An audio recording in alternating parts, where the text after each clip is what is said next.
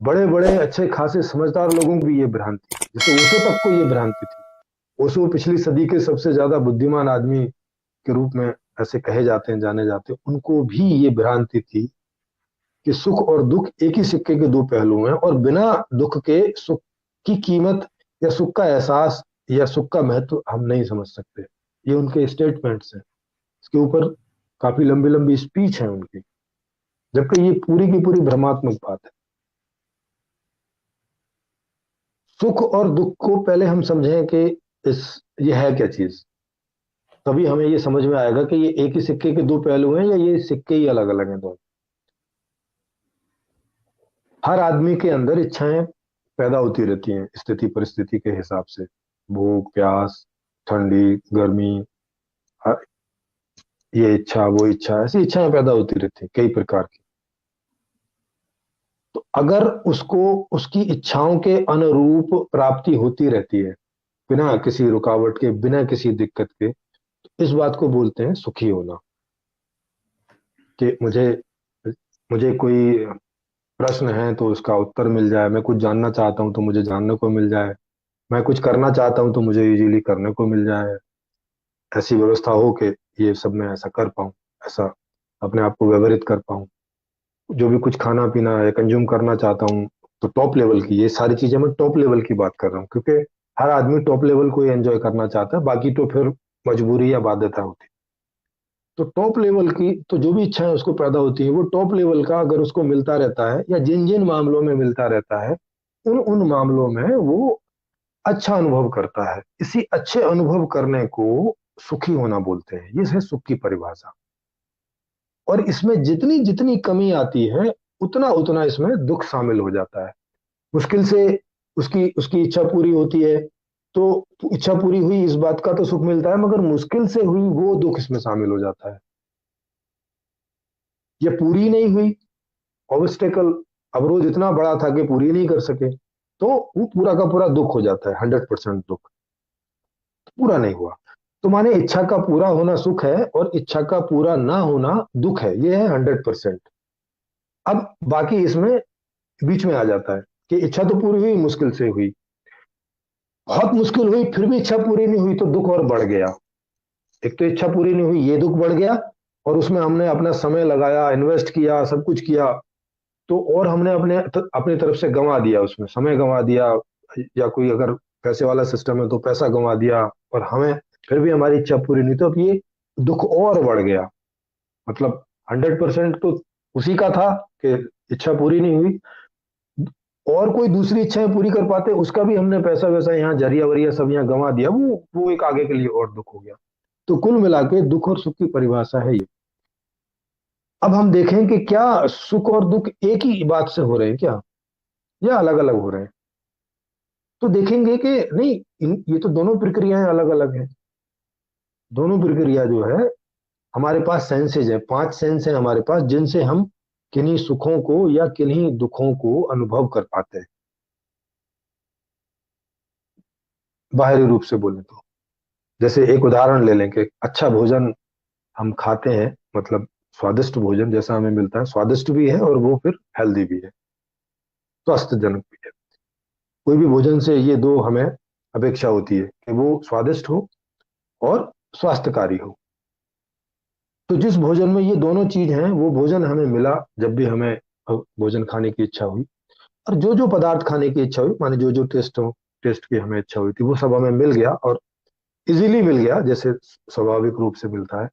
ये हो गया हमारा 100% सुख, इसमें दुख का कोई हिस्सा नहीं। ये सुख है। तो सुख कैसे हुआ, इच्छा हमारी पूरी हुई एज इट इज, ये सुख हो गया।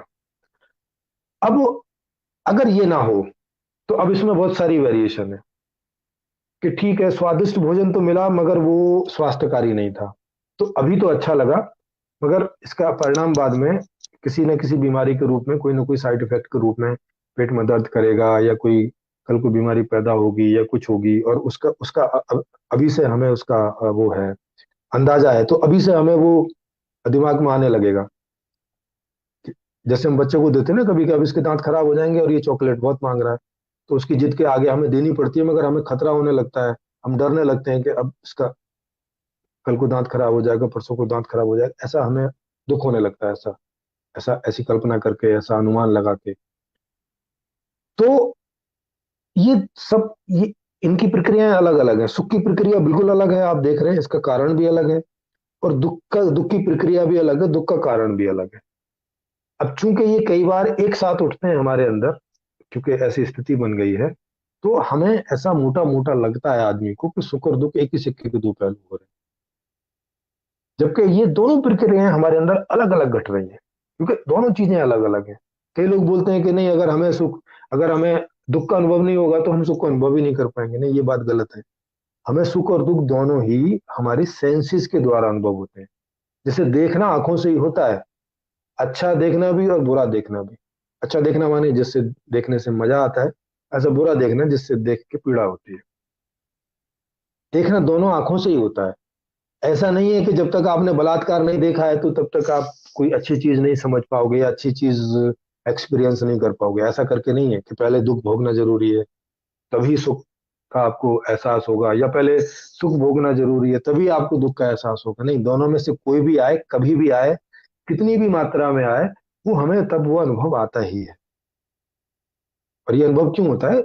हमारी सेंसेस की वजह से। हमारी जो अनुभव करने की इंद्रियां हैं, पांचों इंद्रियां, और फिर उसमें अंदर हमारी अंडरस्टैंडिंग भी शामिल हो जाती है, हमारे परसेप्शन, हमारे परसेप्शंस भी शामिल हो जाते हैं, हमारी फ्यूचर इनसिक्योरिटी भी शामिल हो जाती है। कई एक एक पूरा कॉम्प्लिकेटेड है, इसको एक एक करके बाद में हम जब लोग इसमें अ, जाएंगे तो आपको एक एक पार्ट इसका इसका समझ में आएगा, और वो एक एक पार्ट समझ के फिर आपको समझ में आएगा कि सुख की प्रक्रिया बिल्कुल अलग है और दुख की प्रक्रिया बिल्कुल अलग है, और कहां कहां से ये शुरू होती है, और इनका एक दूसरे से कोई रिलेशन नहीं है। इन दोनों के बीच में हम ही बैठे हैं। हम हमारे साथ अगर वो एक प्रक्रिया घटित होती है तो उससे सुख होता है, और दूसरी प्रक्रिया घटित होती है तो उससे दुख होता है। ये दोनों प्रक्रियाएं एक साथ में कुछ कुछ मात्रा में घटित होती है तो उतनी उतनी मात्रा में हमें सुख और दुख होता है। ये एक दूसरे के ऊपर बिल्कुल डिपेंडेंट नहीं। इसके कई सारे उदाहरण आप देख सकते हैं जीवन में। जैसे आपको प्यास लगी है, अच्छा कई लोग ऐसा भी बोलते हैं कि प्यास लगना, भूख लगना दुख होता है। तो इस इन चीजों को भी हमें थोड़ा समझना समझना जरूरी है कि कई लोग बड़े गलत उदाहरणों को लेते हैं, बड़ी गलत समझ को लेके चलते हैं। प्यास लगना, भूख लगना ये दुख नहीं है। ये दुख कब बन जाते हैं? जब एक लेवल से ऊपर चले जाते हैं। मतलब प्यास एक लेवल से ऊपर चला जाए, प्यास लग रही है, पानी आपको नहीं मिल रहा है और एक लेवल के ऊपर चला गया, तब दुख स्टार्ट होता है। नहीं तो प्यास लगना अच्छी बात है। प्यास लगना अपने आप में एक सुख है। प्यास लगेगी तो अब आप पानी पिएंगे, मजा आएगा। भूख लगेगी तो अब आप खाना खाने का मजा लेंगे। लेकिन ये एक लिमिट तक है। अगर उस लिमिट को क्रॉस हो जाता है तो फिर ये दुख बनने लगता है, या हमारी स्थिति दयनीय है तो हम डरने लगते हैं कि जब अब अगले समय भूख लगेगी तो क्या खाएंगे, कहाँ से खाएंगे। तो पहले से ही डरना शुरू हो जाता है, पहले से ही दुख स्टार्ट हो जाता है, जबकि अभी भूख भी नहीं लगी है और अभी खाने की भी बात नहीं।